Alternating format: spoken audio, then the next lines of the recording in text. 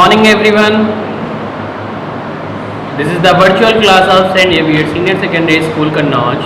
Today I am going to explain about the Geography chapter number 3, Our Changing Earth. In this chapter we will learn about the movement of Earth, the mountain building and the earthquake, and last topic is volcanoes. Firstly, we know about the movement of Earth. There is two movement of Earth, endogenic movement and exogenic movement. Endogenic movements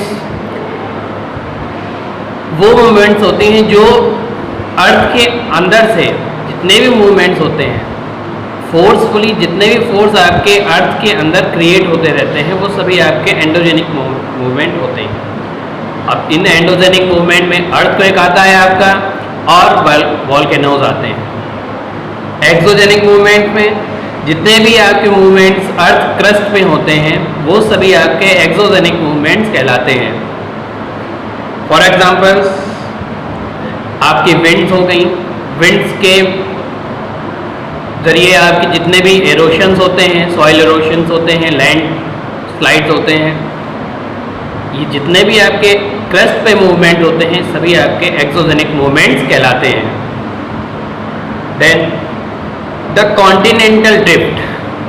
continental drift एक तरीके की phenomena है जो कि German geologist Alfred Wagner ने दी थी 1912 में। इस फिनोमिना में उन्होंने बताया कि स्टार्टिंग में अर्थ पे एक बड़ा सा कॉन्टिनेंट था।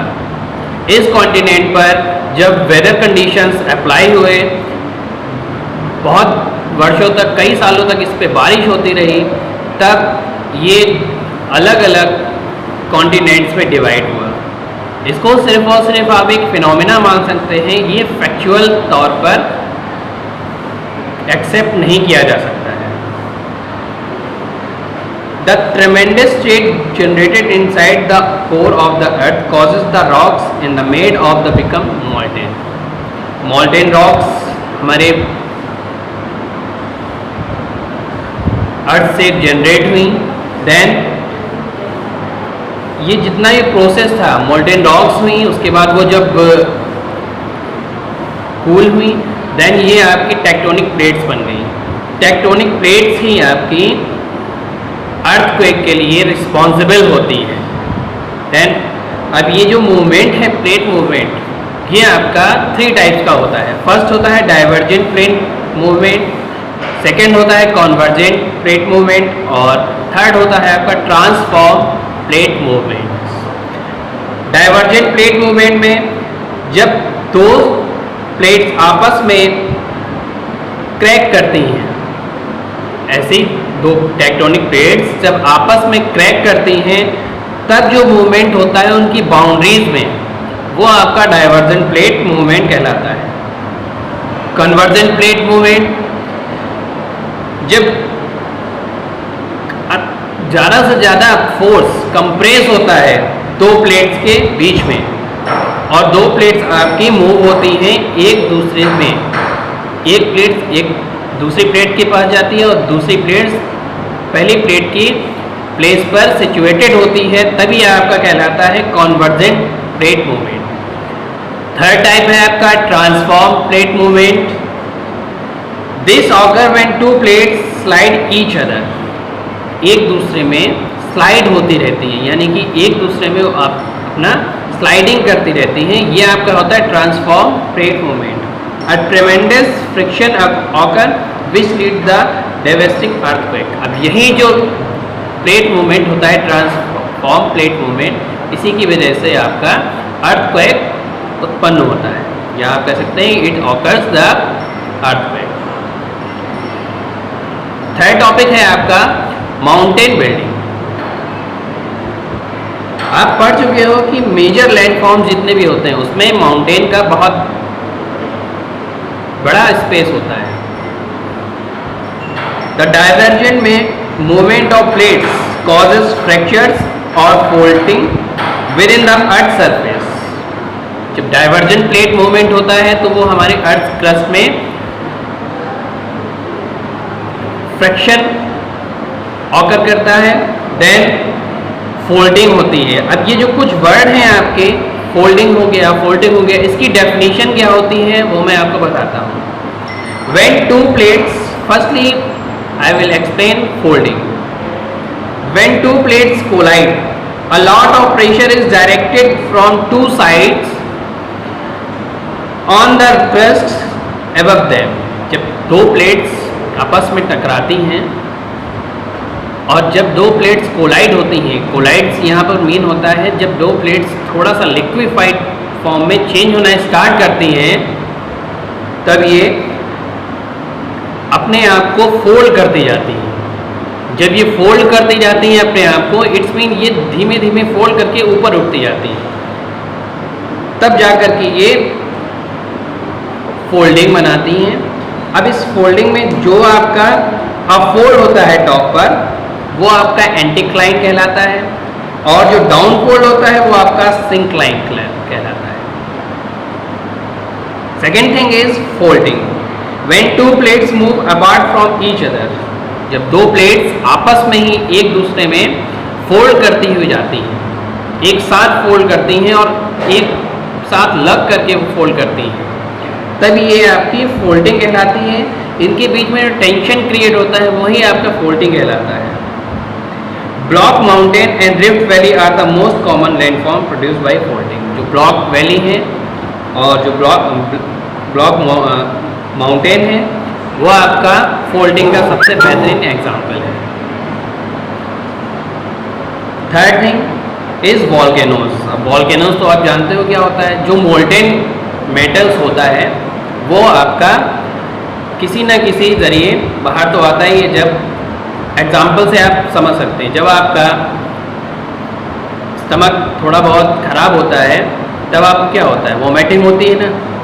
वैसे ही जब अर्थ कोर में कुछ ऐसे मोल्टेन मेटल्स होते हैं जो वहाँ पर रह नहीं सकते हैं या वहाँ एग्जिस्ट नहीं करते हैं, तब वो एक ऐसी जगह को ढूंढते हैं जहाँ से वो निकल सके।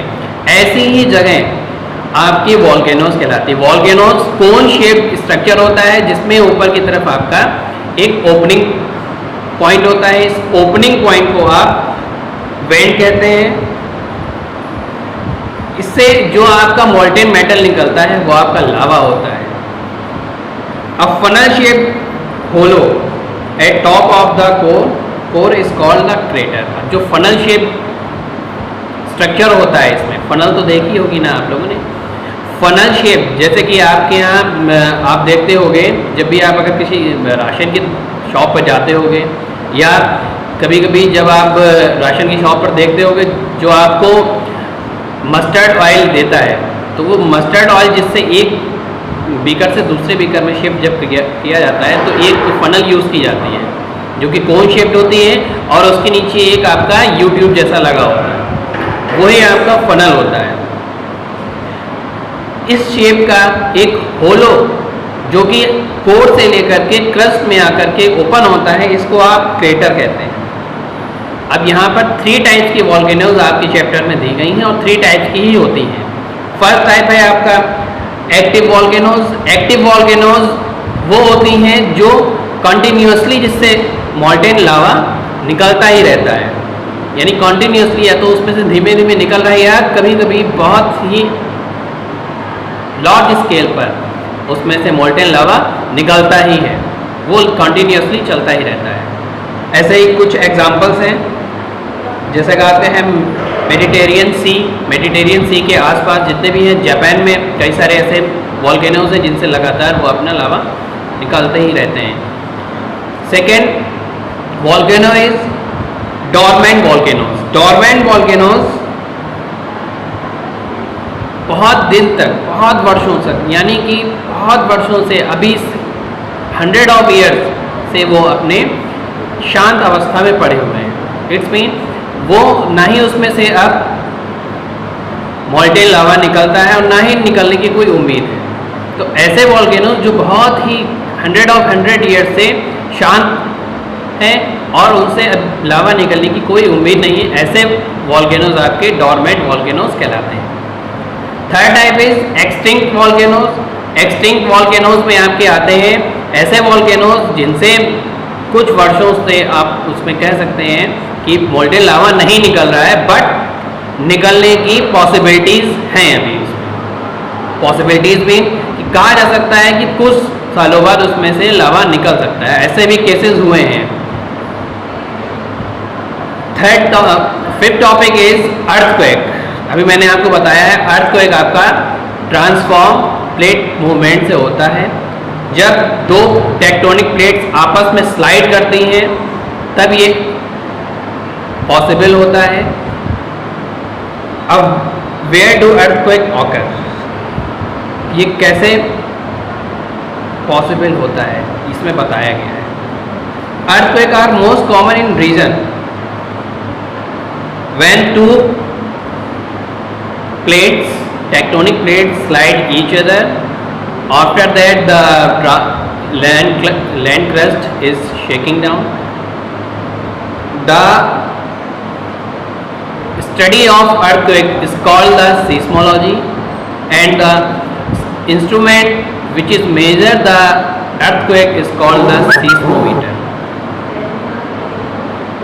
The point where the earthquake originate is called the focus. ऐसा पॉइंट जहाँ पर earthquake आता है वो आपका फोकस कहलाता है। The point on the surface that vertically above the focus is called the epicenter. ऐसा पॉइंट जिसके बिल्कुल नीचे है, यानी कि आपका अर्थ का वो पार्ट या वो जगह जिसके बिल्कुल नीचे earthquake आया होता है, उस पार्ट को एपिसेंटर बोला जाता है। मेजरिंग अर्थक्वेक मैंने आपको बताया, अर्थक्वेक कैसे मेजर किया जाता है। सीस्मोग्राफ होता है, उससे अर्थक्वेक मेजर किया जाता है। इसमें जो इसका यूनिट होता है, जैसे कि आपका लेंथ का unit centimetre, metre and weight का यूनिट किलोग्राम, ओके। इसका यूनिट होता है रिक्टर स्केल। कहीं पर भी जब भी अर्थक्वेक आता है तो आप रिक्टर स्केल पर ही इसको मेजर करते हैं। डिस्ट्रीब्यूशन ऑफ अर्थक्वेक, अब डिस्ट्रीब्यूशन किस तरीके का है अर्थक्वेक का, यह आपका बताया गया है। No part of earth free from earthquake, कोई भी ऐसा पार्ट अर्थ का नहीं है जो कि अर्थक्वेक से फ्री रहा हो। But in some areas earthquake occur more frequently, कुछ ऐसे एरिया हैं जहां पर अर्थक्वेक बहुत अच्छी तरीके से बहुत फ्रिक्वेंटली आते ही रहते हैं। और इसका सबसे बेहतरीन एग्जाम्पल है आपका जापान, जहां पर हर दिन लार्ज स्केल पर तो नहीं कह सकते, लेकिन इसको स्मॉल स्केल पर या स्मॉल रिक्टर स्केल पर अर्थक्वेक आते ही रहते हैं। इनको कहा जाता है सर्कम पैसिफिक बेल्ट। ऐसी बेल्ट जहां पर लगातार आपके अर्थक्वेक आते रहते हैं, यह आपकी कहलाती है circum Pacific belt.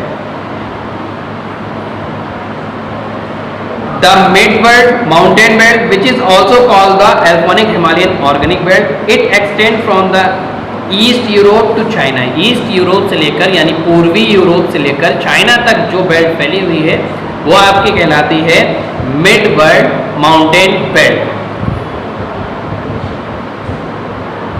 The Mid-Atlantic Bridge is the third most prominent earthquake belt. It is the located along the floor of the Atlantic Ocean. Atlantic Ocean के आसपास जितने भी हैं वो आपकी मिड अटलांटिक बेल्ट कहलाती है। So okay students, if you have any query regard this chapter, you can ask in the group at the given time. Okay, have a nice day.